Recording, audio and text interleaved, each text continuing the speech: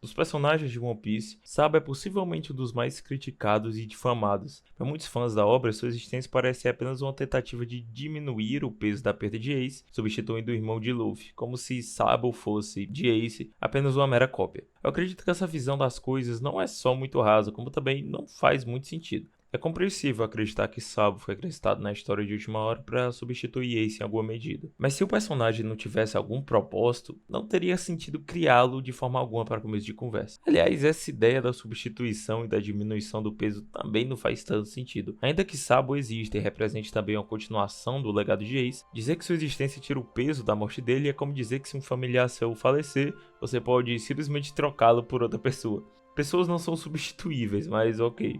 Voltando ao tema, a parte interessante de Sabo como personagem e o que o destoa da figura de Ace Luffy é a sua percepção divergente do que seria a liberdade. Liberdade essa que é o tema central de One Piece, tanto como obra, tanto como construção de mundo. Cada personagem de One Piece encontra esse tema em algum ponto do desenvolvimento da sua narrativa e constrói diferentes visões sobre ele. Para Ace, a liberdade é sobre ser fiel a si mesmo, ou seja, que todas as suas ações correspondam apenas às próprias convicções, fazer o que faz sentido para ele, mesmo que não seja a decisão racional. É essa concepção de liberdade que leva Ace à sua morte em Marineford. Pois mesmo que a sua decisão não seja a mais bem pensada ou adequada à situação, a vida e a morte para Ace não importam, contanto que ele faça o que acha certo, que é fiel a si mesmo. Ace então morre tão livre como vive.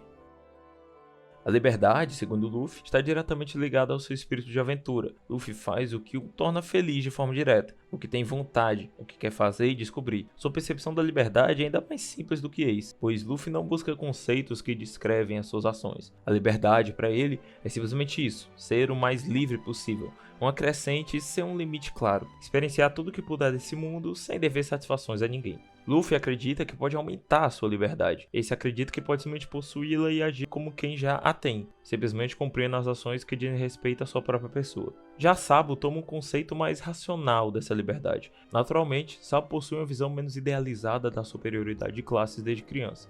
Ele desde sempre questiona esse princípio. É perceptível que a sua natureza renega a ideologia da dominação, mesmo sendo empurrada a ele em uma posição privilegiada. Perceba que ainda que Sabo tenha essa posição de privilégio, ele enxerga um alto preço em manter a sua posição de poder sobre os menos favorecidos, pois o comportamento exigido dele o faz acreditar que seria melhor ter uma vida até mesmo sem esses privilégios. O preço pago por Sabo para estar acima das outras pessoas em Goa parece valer a pena para os outros nobres, pois eles mesmos desconhecem o que seria não seguir padrões de comportamento. Não é certo se Sabo nasce ou em algum momento adquire esse imaginário na obra, chegando ao ponto de fugir dessa persona que criam por ele mesmo ainda criança, na esperança de ser apenas um garoto livre como qualquer outro.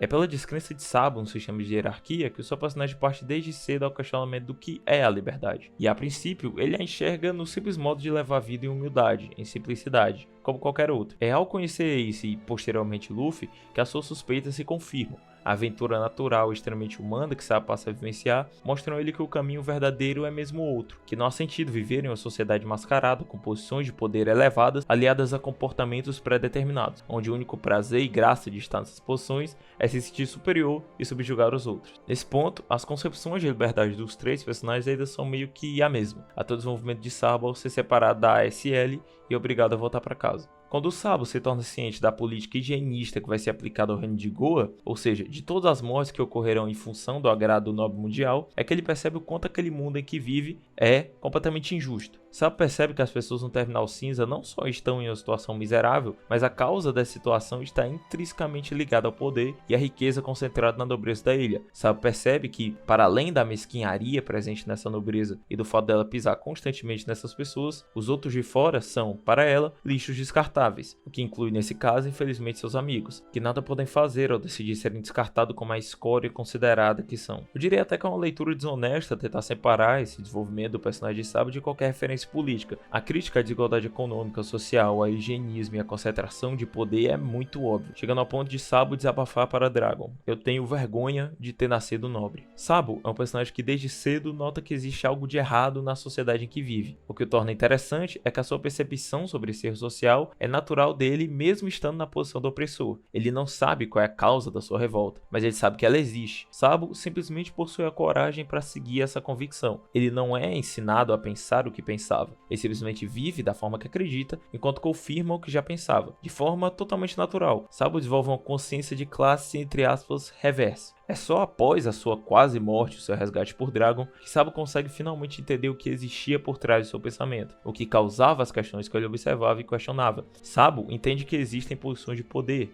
e que esse poder é sustentado, indiretamente também pelo povo do mundo, mas diretamente por um governo corrupto. É através do conhecimento, da intelectualidade e do seu estudo que Sabo consegue completar o seu ideal de liberdade. Para mim, Sabo, diferente de Ace e Luffy, não se contenta apenas sendo livre. Ele representa uma causa, não porque a causa é maior do que ele mesmo, mas porque ele de fato acredita nela.